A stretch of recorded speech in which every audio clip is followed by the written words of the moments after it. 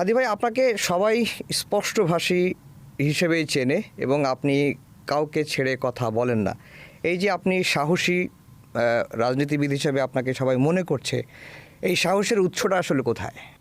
শুক্রিয়া। আমার মনে হয় যে কিছু জিনিস মানুষ এমনিতে কিছু ব্যাপার জেনেটিক।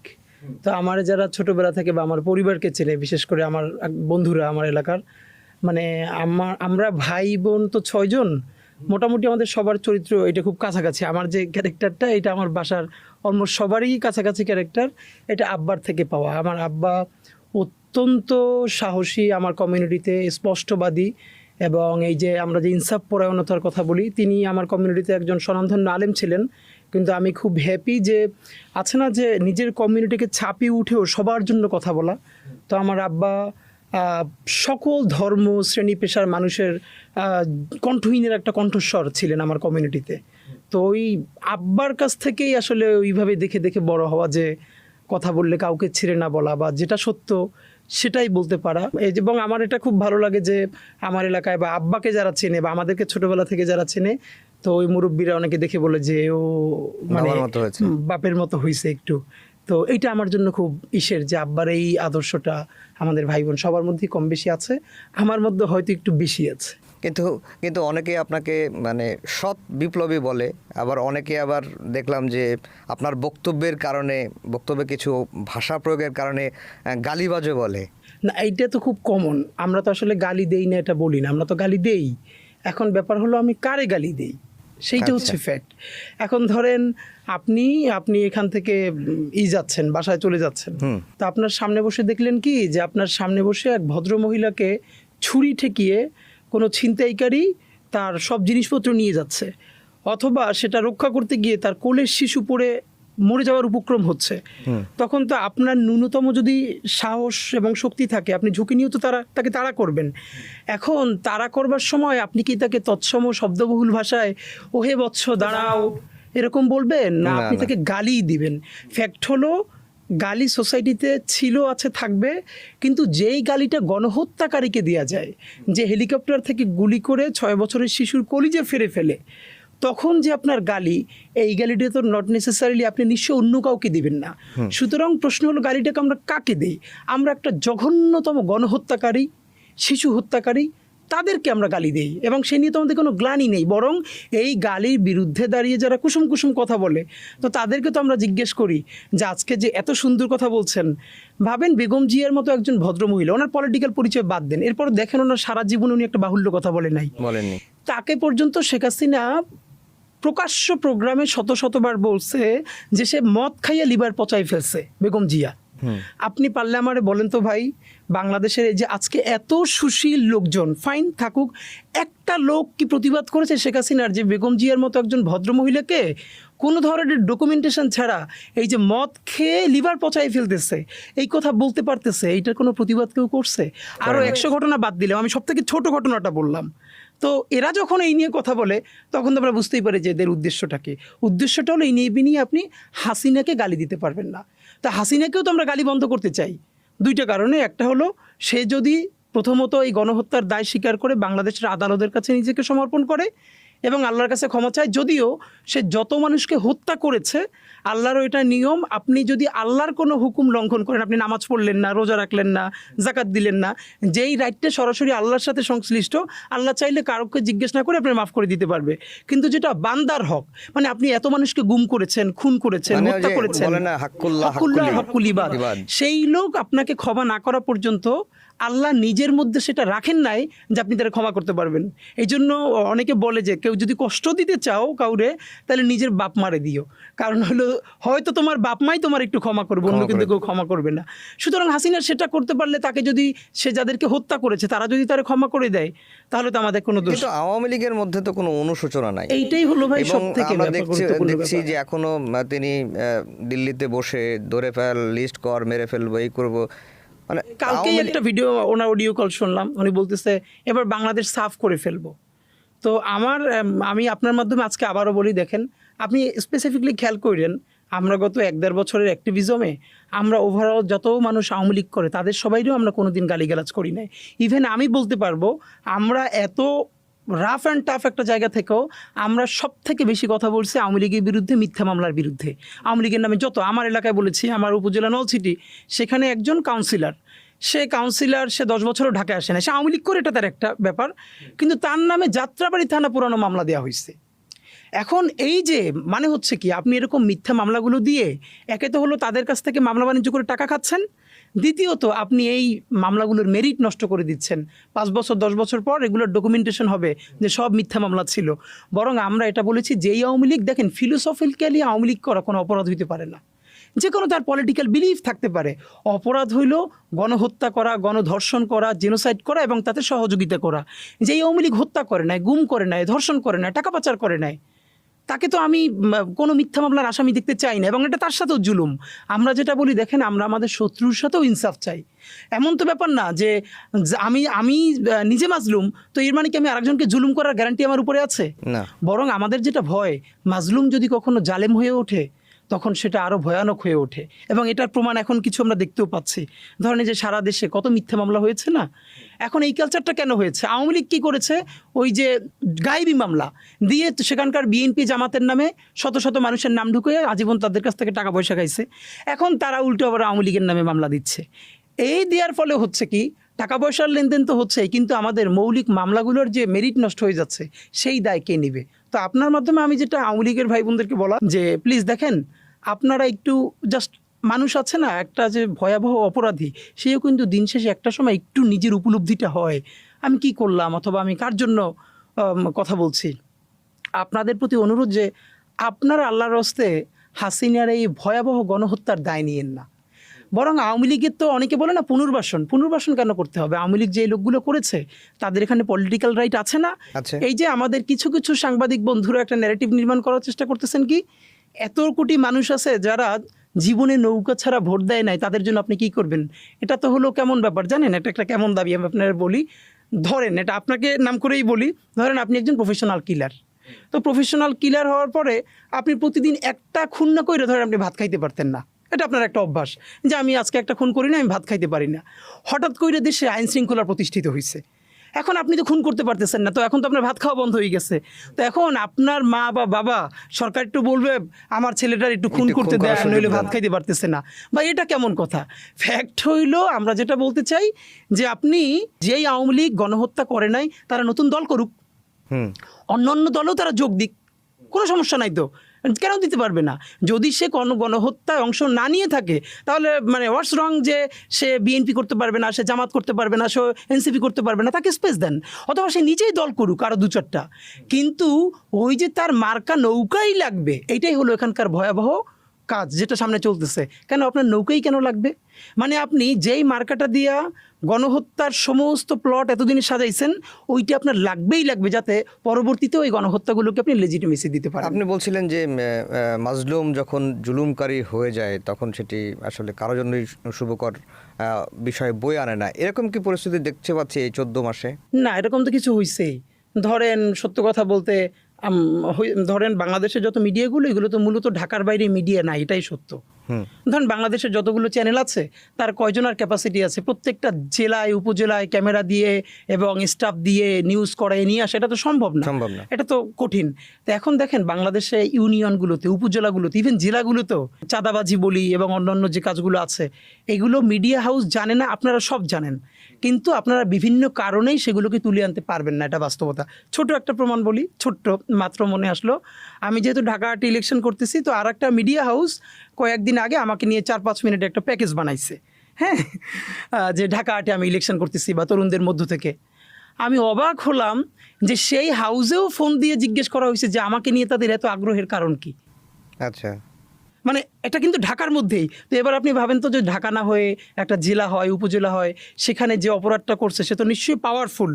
তো আপনি তার বিরুদ্ধে নিউজ যখন সময় টিভি এখানে বসে করবে, আপনি কি আপনার জেলা প্রতিনিধির ওইখানে সেফটি সিকিউরিটি দিতে পারবেন? তো আপনার স্টাফের সিকিউরিটি নিশ্চিত করবার জন্য তো আপনি এখানে বসে সেই নিউজটা করতে পারবেন না। তো এই যেরকম তো হচ্ছে, এরকম হচ্ছে। আপনি ঢাকা 8 থেকে ইলেকশন অলরেডি আপনি ইলেকশনের মাঠে নেমে গেছেন, আপনি প্রচার প্রচারণা শুরু করে দিয়েছেন। ঢাকা 8টা খুবই গুরুত্বপূর্ণ, ঢাকা শহরের একবারে প্রাণকেন্দ্রে আসনটা। এই আসনের অধীনে এক বঙ্গভবন আছে, তারপরে হচ্ছে সচিবালয় আছে, সুপ্রিম কোর্ট আছে, ঢাকা বিশ্ববিদ্যালয় আছে, সব কিছুই আছে। আপনি এই ঢাকা 8টাকে কেন বেছে নিলেন? আচ্ছা, ঢাকা 8টা বেছে নেওয়ার ভাই একটা বড় কারণ, আমার যদি একদম এক শব্দে বলি সেটা হচ্ছে শাহবাগ। আচ্ছা, মানে ঢাকা 8-এর মধ্যে অনেকগুলো জায়গায় আছে, কিন্তু আমি মনে করি তার প্রাণকেন্দ্র হলো শাহবাগ, ঢাকা 8-এর মধ্যে আছে। যখন ইলেকশন করবো, এই লড়াইটাকে সামনে নেওয়ার জন্য ভাবছি, তখন ঢাকা 8 মাথায় ছিল না, মাথায় ছিল শাহবাগে ইলেকশনটা করতে হবে। তো শাহবাগ হয়ে তারপর তো সেটা ঢাকা 8-এর মধ্যেই পড়েছে। এর বড় কারণ দেখেন, আমরা নতুন করে যেটা সামনে আনার চেষ্টা করছি, ব্যাপারটা নতুন না, কিন্তু কেউ অ্যাড্রেস করে না, সেটা হলো আমাদের একটা কালচারাল রেভলিউশন লাগবে। চীনে যেরকম একটা সাংস্কৃতিক বিপ্লব হয়েছিল, আমাদের বাংলাদেশে যেটা হয় না এখন পর্যন্ত, আমাদের একটা কালচারাল রেভলিউশন হয় নাই। তো আমরা স্বপ্ন দেখি এই যে এবার আমাদের একটা গণ অভ্যুত্থান হতে পারলো, কিন্তু সেই গণ অভ্যুত্থানটা আমরা সফল করতে পারি নাই যদি 3টে কারণ বলেন। তার প্রথম কারণ হলো আমাদের কোনো কালচারাল রেভলিউশন হয় নাই।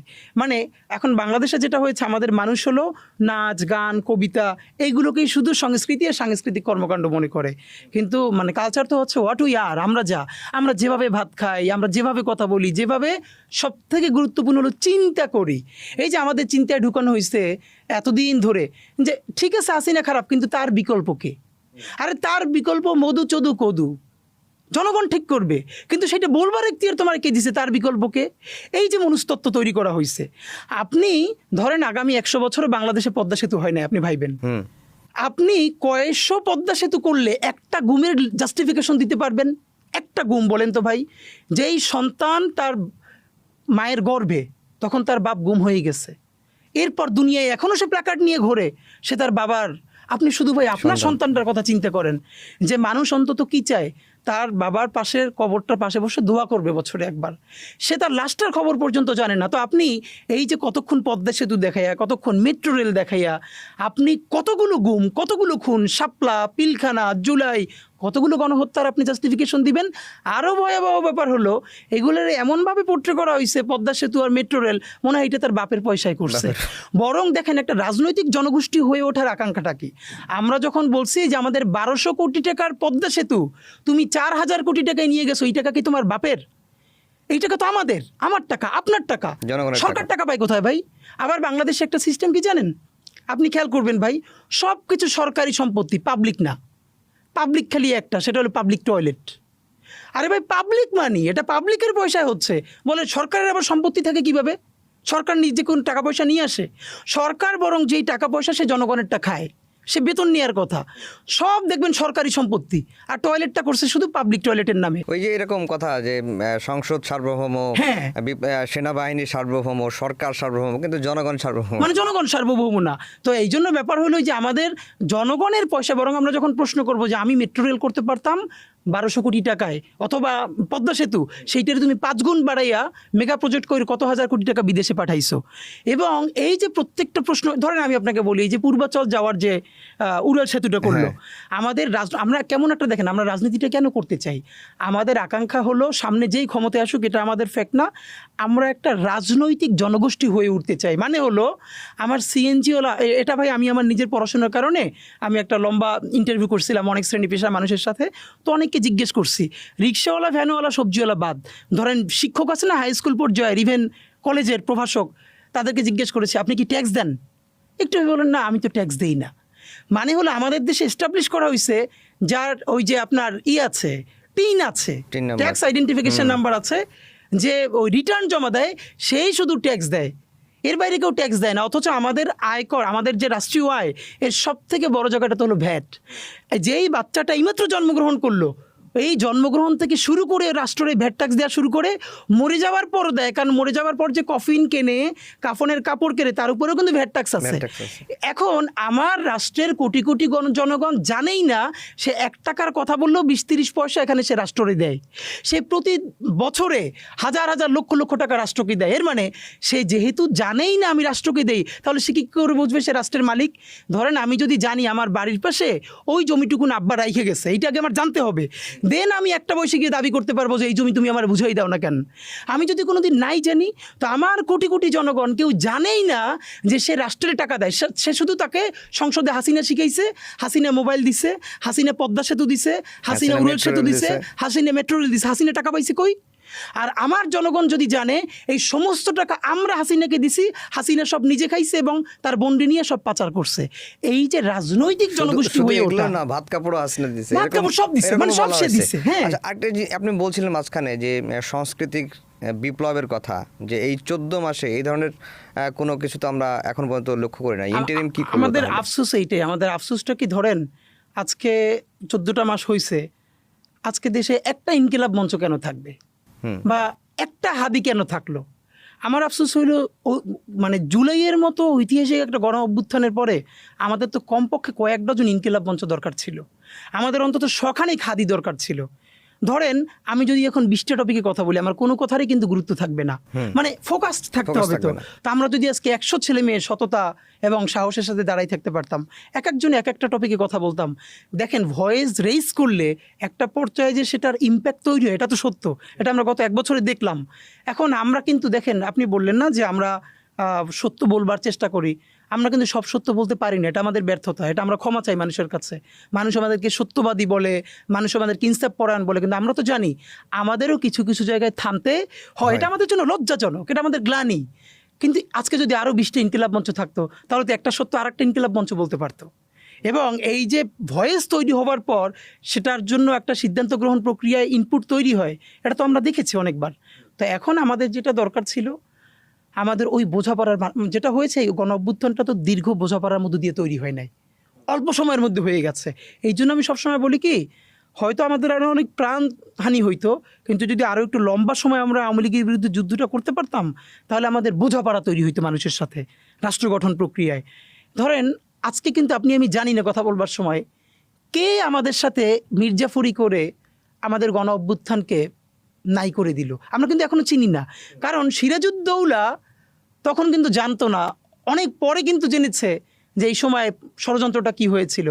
আল্লাহ না করুক, হয়তো 50 বছর 100 বছর পর আপনার ছেলে মেয়েরা, আমাদের ছেলে মেয়েরা গল্প করবে যে 24-এর গণ অভ্যুত্থানের এতজন উপদেষ্টা মূলত তারা ষড়যন্ত্রকারী ছিল, তারা অনুপ্রবেশকারী ছিল, যে বাংলাদেশের এই অর্জনকে তারা দিল্লির কাছে বর্গা দিয়ে দিয়েছিল। আমরা জানি না কি হবে। তা আমাদের এরকম কিছু মুরব্বি দরকার ছিল। আজকে বাংলাদেশের জুলাই বাঁচবে কিভাবে? জুলাই আসলে আমার ধারণা কি জানেন, কোনো একক ব্যক্তি আর সংগঠন আসলে জুলাই বাঁচাইতে পারবে না। জুলাই বাঁচাবে বাংলাদেশের আপমর মানুষ, যেই মানুষরা সমস্ত ভয় উপেক্ষা করে এইবার রাজপথে নামছে। আমার ধারণা এখন যত হতাশার কথা যে যা বলুক, ওরকম সিচুয়েশন তৈরি হলে তারা আবারও নামবে।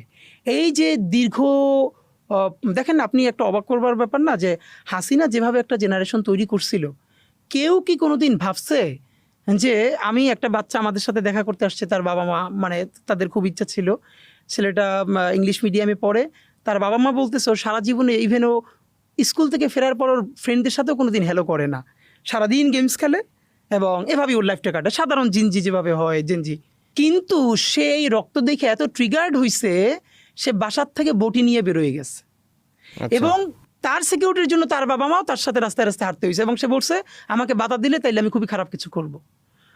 তো এই যে সমস্ত ন্যারেটিভকে উপেক্ষা করে আমাদের এই ছেলে মেয়ে, আমাদের বৃদ্ধরা নেমে আসতে পারলো, আমার ধারণা এইরকম কিছু শক্তি, এরকম কিছু স্পিরিট এইরকম জুলাইকে বাঁচাই রাখবে। এছাড়া আর আপনি আমাকে যেটা বললেন, ধরেন আমি চাইলে বলতে পারতাম যে আমাদের মতো তরুণরা জুলাই বাঁচাবে, এই কথাটার ভয়াবহ ব্যাপার কি, যেমন আমরা জুলাইয়ের পর পর অনেকে কাউরে জুলাইয়ের ইমাম, কাউরে জুলাইয়ের মুয়াজ্জিন বলতাম না, মাস্টার মাইন্ড। হ্যাঁ, মাস্টার মাইন্ড। এইটা আমি প্রথম দিন থেকে প্রতিবাদ করছি। দেখেন, আমি বলি যারা আমরা ধর্মে বিশ্বাস করি, বিশেষ করে ইসলামে বিলং করি, আমি বলি এই জুলাইয়ের সব থেকে বড় মাস্টার মাইন্ড আরশে আল্লাহ থেকে। আল্লাহ আমাদের অন্তরে এত বেশি অসীম সাহস ঢেলে দিছে যে মানুষ উপরে হেলিকপ্টার গুলি করতেছে কিন্তু রাস্তা থেকে সরে না। এক আর হলো বাংলাদেশের রিক্সাওয়ালা, ভ্যানওয়ালা, আপনি নিজেও নিশ্চয়ই দেখবেন, আপনি যেহেতু মিডিয়ার মানুষ, যে অনেক রিক্সাওয়ালা শুধু রাজপথে নামছে রিক্সা নিয়ে অসুস্থদেরকে হসপিটালাইজ করবার জন্য। অনেক রিক্সাওয়ালা, অনেক ভ্যানওয়ালা, সিএনজিওয়ালা। তো আমরা তো আসলে তাদের রাষ্ট্রটা বানাইতে পারি না। তো আপনি যদি আমার বলেন জুলাইয়ের অর্জনটাকে, জুলাইয়ের অর্জনটা হলো একটা ইনসাফের রাষ্ট্র বানানোর জন্য তো একটা দীর্ঘ লড়াই এবং বোঝাপড়া দরকার। আজকে যেমন ধরেন আমেরিকার অনেক সমস্যা আছে, কিন্তু এটা তো সত্য যে আমেরিকায় ন্যূনতম কিছু সিভিক রাইট আছে। চাইলেই একজন অনেক গালিগালাজ করতে পারে, কিন্তু একটা টোকা কিন্তু কেউ করে দিতে পারে না। একইভাবে ইউরোপের অনেক রাষ্ট্রগুলো তো এটা এস্টাবলিশড হয়েছে, তাই না? তো এখন আমি যেটা বলতে চাই, আমাদের বাংলাদেশ রাষ্ট্রটা তো আসলে আমেরিকার মতো গৃহযুদ্ধের মধ্য দিয়ে যায় নাই, অথবা ইউরোপের দেখেন আজকে যে ইংল্যান্ড আর ফ্রান্স এত কথা বলে, বাংলাদেশে যারা হতাশা চর্চা করে তাদের জন্য বলি, ইংল্যান্ড আর ফ্রান্স আজকে তো খুবই সভ্য দুটো রাষ্ট্র হিসাবে পোট্রে হয় দুনিয়ায়। এই দুইটা দেশ একটানা 100 বছর যুদ্ধ করছে একে অপরের বিরুদ্ধে। সেই ওল্ড ইংলিশ পিরিয়ড থেকে শুরু করে অ্যাংলো স্যাক্সন যুগ থেকে শুরু করে এই ওরে দখল করে, খুন করে, এবং নামিয়েছে যুদ্ধের যে শতবর্ষব্যাপী যুদ্ধ করে করে করে করে করে তারা একটা জায়গায় পৌঁছেছে।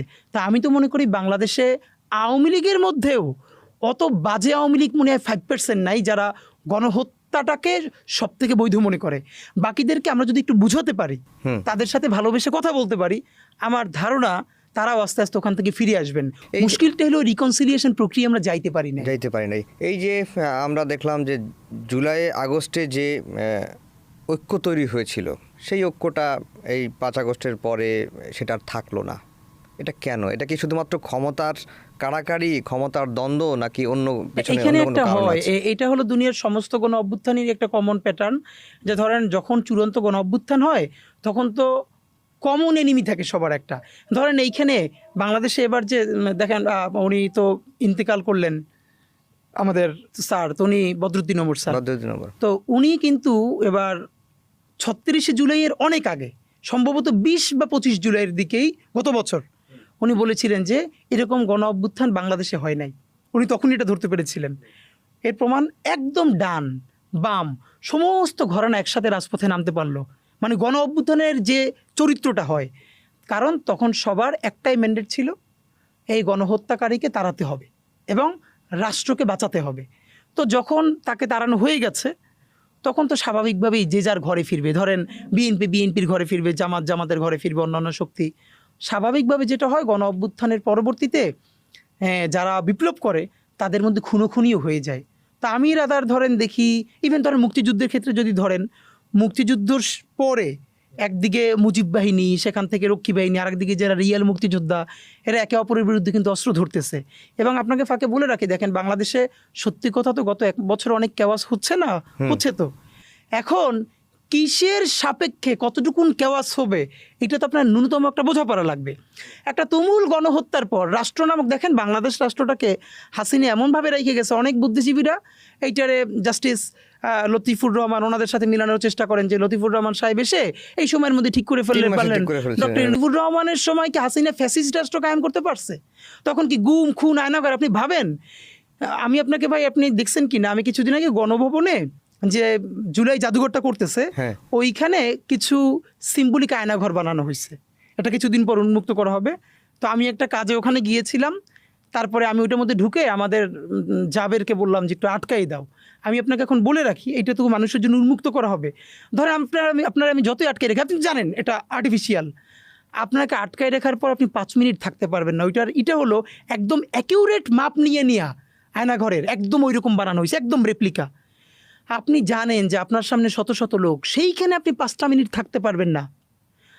আর সত্যিকারের আয়না ঘরে যার জীবনটা, একটা মেয়ে বলতেছে তাকে যেখানে রাখা হয়েছে সেইটার অর্ধেক জায়গাটুকুন কমোডে পুরোটা বসা যায় না, অর্ধেক বসে ওয়াশরুমে যেতে হয়, এবং সেই দরজাটা লক করা যায় না, সেখানে আবার তাকাই থাকে সিকিউরিটি।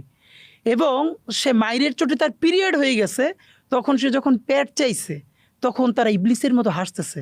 আপনি শুধু এই ঘটনাটা আপনার বোনের সাথে, আপনার মায়ের সাথে বা বাচ্চার সাথে, ভাগ্নির সাথে চিন্তা করার পর আপনি আমার বলেন কয়শো ব্রিজ, পদ্মা সেতু, মেট্রো, এর বিনিময়ে আপনি একটা ঘটনারে আপনি মাফ করবেন? একটা মানুষে জঙ্গি হিসেবে করা হইতেছে, স্বীকারোক্তি সে দিতেছে না, তারপর তার স্ত্রীকে ধৈর্যই না তার সামনে ধর্ষণ করা হইতেছে শুধু তার কাছ থেকে জবানবন্দি নেওয়ার জন্য। জানেন আমাদের আফসোসকে এই কথাগুলো বলতে বলতে আমাদের এগুলো সয়ে গেছে। আপনি দুনিয়ার কিসের বিনিময়ে আপনি আপনার সামনে আপনার স্ত্রীকে ধর্ষিত হইতে দেখতে পারবেন বলেন তো একটু চক্ষু বন্ধ করে? দুনিয়ার সব থেকে যে গণহত্যাকারী, সেও কিন্তু বাসায় গিয়ে তার বাচ্চাটারে চুমু দেয়, তার বাচ্চারা সে কোনো কিন্তু হত্যা, মানে সে বুকের মধ্যে আগলাই রাখে। আপনার সামনে আপনি জঙ্গি শিকার পাইতেছেন না, এই জন্য আপনার স্ত্রী এবং সে রোজাদার ছিল, আজও আমরা তার বিচার করতে পারি না। তো কোনটার বিনিময়ে আপনি কতটুকুন সাপেক্ষে কতটুকুন কেওয়াজ নেবেন? গত 1 বছর তো কেওয়াজ, কিন্তু এই কথাটা কি কেউ বলে? না, মুক্তিযুদ্ধের পর এটা বাংলাদেশে কিন্তু ভাই এমন কেওয়াজ হয়েছে, 1-1.5 বছরে লিটারারি কোনো আইন শৃঙ্খলা বাহিনী ছিল না। হওয়ারই কথা না একটা যুদ্ধোত্তর হওয়ারই কথা। দেশে। তা আপনি যদি মুক্তিযুদ্ধের পরে এই সিচুয়েশনগুলো মানতে পারেন, সেটাকে যদি মব না বলেন, বলেন যে নতুন রাষ্ট্র উত্তরণের জন্য আমাদেরকে চেষ্টা করতে হবে, তাহলে এরকম একটা চরম গণহত্যার পরে তখন আপনি এইটারে, এই যে আমাদের হোসেন জিল্লুর স্যাররা বলতেছে এইরকম রাষ্ট্র আমরা কোনোদিন দেখি নাই, তাহলে মুক্তিযুদ্ধের পরের সময় উনি কোথায় ছিলেন? ওনারা আজকে এরকম রাষ্ট্র দেখেন নাই। কারণ কেন দেখেন নাই? উনি বা ওনাদের বন্ধু বান্ধব, আত্মীয় স্বজন, বাচ্চা, আয়নাঘর তো দূরের কথা, সামান্যতম ভিকটিম হাসিনার দিয়ে হন নাই। না, এটা ধরেন গণ অভ্যুত্থানের পরে বিশৃঙ্খল পরিস্থিতি তৈরি হবে, এটি স্বাভাবিক, এবং রাজনৈতিক দলগুলো যে যার নিজের এজেন্ডায় ফিরে যাবে, এটাও স্বাভাবিক। কিন্তু যে চেতনায় জুলাই, সেই চেতনা যখন মানে ভুলুণ্ঠিত হয়ে যায়, দিন দিন একেবারে মলিন হয়ে যাচ্ছে এরকম মনে হয়। কেউ কেউ বলেন যে জুলাইকে বিক্রি করে দেওয়া হচ্ছে, আপনি বেশি বলছেন, তো এটা কেন? না, এইটা তো কারা করছে আফসোস, এসব? এইটা তো আফসোস। এটা আমাদের ধরেন জাতীয়, আমি আপনার বলি ভাই, ধরেন কিছু জিনিসে ফেল করলে আসে না, সেইটার প্রায়শ্চিত্ত আপনার কত করা লাগবে। আমি এই ঘটনাটার বারবার 1857 সালের সিপাহী বিপ্লব বা মহাজাগরণের সাথে তুলনা করতে চাই। আপনি নিশ্চয়ই জানেন সিপাহী বিপ্লব কিন্তু আমরা একদম জিতে গিয়েছিলাম, এবং আমাদের সিপাহী বিপ্লব যদি আমরা চূড়ান্তভাবে জিততে পারতাম, তাহলে আজকে আমরা কথায় কথায় ফরাসি বিপ্লবের কথা বলি, রুশ বিপ্লবের কথা বলি। সিপাহী বিপ্লব দুনিয়ার সেরকম যুগান্তকারী একটা বিপ্লব হইতো। কিন্তু আবারও বলি, উচ্চ বর্ণের হিন্দু, যারা বর্ণ হিন্দু, শুধু তাদের ষড়যন্ত্রের কারণে আমাদের সমস্ত কিছু নাই হয়ে গেল। কিন্তু দেখেন পরে ফলাফলটা কি হলো? সিপাহী বিপ্লবে যারা অংশগ্রহণ করলো, আমাদের সেই সমস্ত বিপ্লবী ভাই সৈনিকরাই শুধু না, তাদের আত্মীয় স্বজনদেরকে পর্যন্ত, আমাদের জগন্নাথ বিশ্ববিদ্যালয়ের সামনে যে বাহাদুর শাহ পার্ক আছে, আপনি এখনও গেলে দেখতে পারবেন, স্তম্ভের মধ্যে তাদের নাম খোদাই করা আছে। ধরে ধরে প্রকাশ্য দিবালোকে ওখানে গাছের সাথে তাদের ঝুলাইয়ে ফাঁসি দেওয়া হয়েছে। 3-4 দিনে তাদের লাশগুলো নামানো হয় নাই, যাতে ওইখানকার কোনো মানুষ আর কোনো দিন ব্রিটিশদের বিরুদ্ধে বিদ্রোহ করবার সাহস না করে। সে এই যে আজকে আমরা ওখানে আর্মানি টোনা বলি না, নাম আসছে কোত্থেকে? ওই যে আর্মেনিয়ান খ্রিস্টান যারা, তারা ওখানে থাকতেন, এইসব জায়গা থেকেই তো আর্মানি টোলা এই নামগুলো হয়েছে। তো দেখেন, এক সিপাহী বিপ্লবের ব্যর্থতার পরে আমাদের পূর্বপুরুষদের লাশ গাছে গাছে ঝুলেছে, গ্র্যান্ড ট্রাঙ্ক রোডে লাশে গাছে গাছে লাশ ঝুলে থেকেছে। আমরা যদি জুলাইকে শুধু নিজেদের স্বার্থে ব্যর্থ করে দেই, আবারও আপনাকে ভাই বলি, আজকে বিএনপির অনেক ভাই মনে করে কি, যদি জুলাই ব্যর্থ হয় আর আওয়ামী লীগ কোনোভাবে কামব্যাক করে, তাহলে প্রথম মার খাবে হলো এই যে এনসিপির যারা আছে, তারপর জামাত। বিএনপিও তো মারটার খাবে না। আপনাকে শুধু একটা কথা বলি, সারা দেশে অবস্থা যদি এরকম খারাপ হয়, সারা দেশে আপনি কয়জন এনসিপি গুণে পাবেন? পাবেন না তো, মারলেন। এরপর আসবে কি? জামাত। ভাই জামাত তো আন্ডারগ্রাউন্ডে পলিটিক্স করেই অভ্যস্ত, সে হইল রিমোট কন্ট্রোলের মতো। নইলে সে হাসিনার আমলে গত 17 বছর কেমনে পলিটিক্স করছে, তাই না? তার তো প্র্যাকটিস আছে। যেই দেখবে সে রিমোট কন্ট্রোল দেখবে কেউ নাই, এবার বলেন এনসিপিও নাই, জামাতও নাই, আর আমার মতো ওসমান আদি কয়জন, এত একবারই মাইরে দিবেন গেল। এরপর বলেন তো আওয়ামী লীগের সামনে শত্রু কে? একমাত্র বিএনপি। কারণ বিএনপির আন্ডারগ্রাউন্ড পলিটিক্স করারও প্র্যাকটিস নাই, আর তার লক্ষ লক্ষ মানুষ। আরো ভয়ঙ্কর হইল, বিএনপি যত স্টেপ নিক, এটা তো সত্য, তার তৃণমূলে লোকজন চাঁদাবাজি করছে, তো যেই আওয়ামী লীগের কাছ থেকে চাঁদাবাজি করছে তারা লিস্ট করে রাখছে না? রাখছে। তারপরে মাঠটা কে খাবে? চাঁদাবাজি না, মামলাগুলো তো 95% কে মামলা করছে? ওরাই তো দিছে, নাম আছে না? বিএনপি করছে। তো তারা তো বাংলাদেশেই আছে। এই জন্য আপনাদেরকে একটা কথা বলি, প্লিজ, ওই যে একটা বলে না যে বন্ধু তোমার লাল টুকটুকে স্বপ্নটাকে বেচো না, তা আমরা এভাবে বলি, যে যে নিজের রাজনীতি করেন, যা ইচ্ছা তাই করেন, কিন্তু প্লিজ লাল টুকটুকে জুলাইটারে বেচে দিয়েন না। এই জুলাই বেচে দিলে আপনারা আপাতত মনে করতেছেন 5 বছরের ক্ষমতা। সিপাহী বিপ্লবের পরে এই পুরো জনপদের উপরে যেই ধ্বংস, যেই জাহান্নাম নাইমা আসছিল, আজকে যদি বাংলাদেশে জুলাই হেরে যায়, তাহলে কিসের এনসিপি, কিসের জামাত, কিসের বিএনপি, সব ধূলিসাৎ হয়ে যাবে। কিন্তু আফসোস হইল, দল ধূলিসাৎ হবে না, বাংলাদেশ নামক যে স্বাধীন সার্বভৌম জমিনটা, এটাকে রক্তাক্ত করে ফেলা হবে। ব্রিটিশরা 200 বছরের, প্রথম 100 বছরে যা ক্ষতি করতে পারছে, তার থেকে শতগুণ বেশি ক্ষতি করছে পরের 100 বছরে সিপিআই বিপ্লবের পর। আওয়ামী লীগ দেখেন, হাসিনা তখন স্পষ্ট বলে সে সাফা করে ফেলবে। এবং আমি অবাক হই, এই যে আমি কখনো কেন বলি যে আওয়ামী লীগ আসলে কোনো রাজনৈতিক দল না, এটা একটা সেমি রিলিজিয়ন, এটা একটা কাল্ট।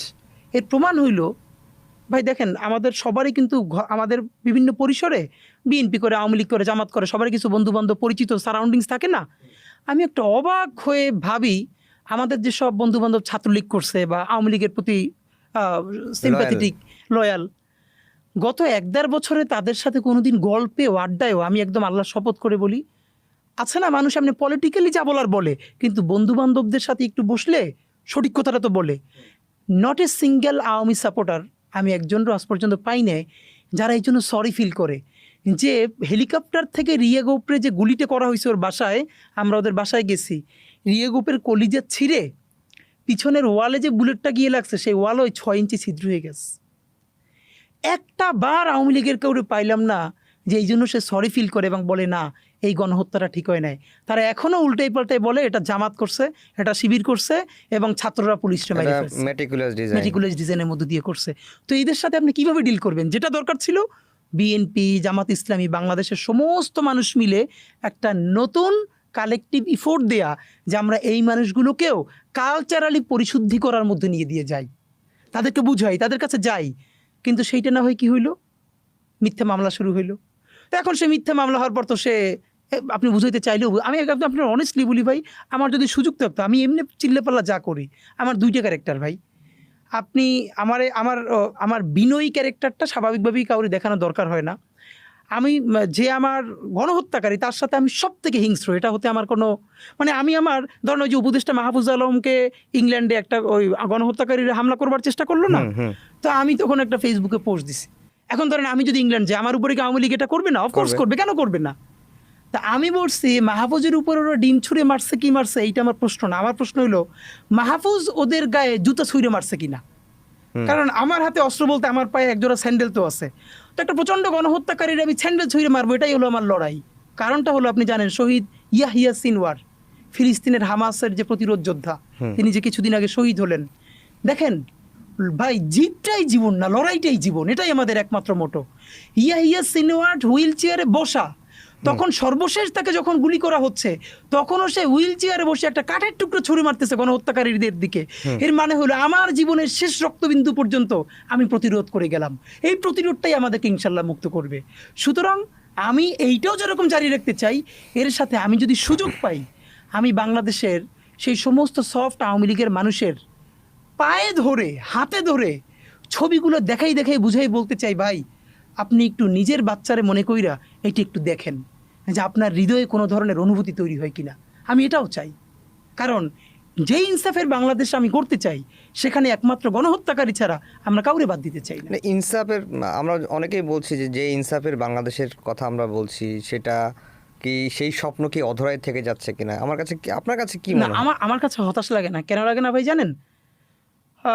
প্রথমত হলো আমি যখন দেখি যে, যেহেতু আমি ধরেন পলিটিক্যাল সায়েন্সে পড়েছি অথবা আমি ইউনিভার্সিটিতে পৃথিবীর ইতিহাস তো পড়াই বা এই ব্যাপারে কথা বলি, তখন দেখি যে বাংলাদেশই একমাত্র ওই লড়াইটি সবচেয়ে কম করেছে এখন পর্যন্ত একটা জাতি রাষ্ট্র হয়ে উঠবার জন্য। এবং এবার বরং যেটা সব থেকে আমি খুব পজিটিভ সাইন, সেটা হলো এই জুলাইয়ের এমনগুলো ক্যারেক্টার যারা কেউ ওরকম চিনে না, কিন্তু একটা প্রাইভেট ইউনিভার্সিটির ছেলে, সে যখন এত পলিটিক্যাল কনসাস হয়ে উঠতেছে, এটা তো আমার আশা জায়গায় যে সে আমার ইউনিভার্সিটিতে, ধরেন আমি যেহেতু একটা প্রাইভেট ইউনিভার্সিটিতে পড়াই, আমি তাদের প্রশ্নগুলো আমাকে এত আশান্বিত করে। আগে আমার একটা ছিল যে আমাদের ঢাকা ইউনিভার্সিটি বা পাবলিক ইউনিভার্সিটির ছেলেমেয়েরা স্বাভাবিকভাবে একটু বেশি পলিটিক্যাল কনসাস হয় পলিটিক্যালি, কিন্তু যখন আমি দেখি যে একটা ভালো প্রাইভেট ইউনিভার্সিটির ছেলে মেয়ে যার রাষ্ট্রের কাছে এত কোনো কাজ নাই, সেও যখন আমারে দেখে রাষ্ট্রের আকাঙ্ক্ষা, ইনসাফ এই নিয়ে খুবই ভালো প্রশ্ন করতেছে, তখন আমি বরং খুবই আশান্বিত হই। যেহেতু প্রশ্ন করতে পারতেছে, এর মানে বাংলাদেশ, রাষ্ট্র, ইনসাফ এই জিনিসগুলোর মাথায় একটু হলেও আছে, এবং যেহেতু আছে সুতরাং লড়াইটা চলবে এবং এই লড়াই একদিন ইনশাল্লাহ আমরা জিতবই। হাদি ভাই, আপনার সাথে কথা বলতে গেলে আরও সময় লাগতো, আমরা আজকের মতো এখানেই শেষ করছি।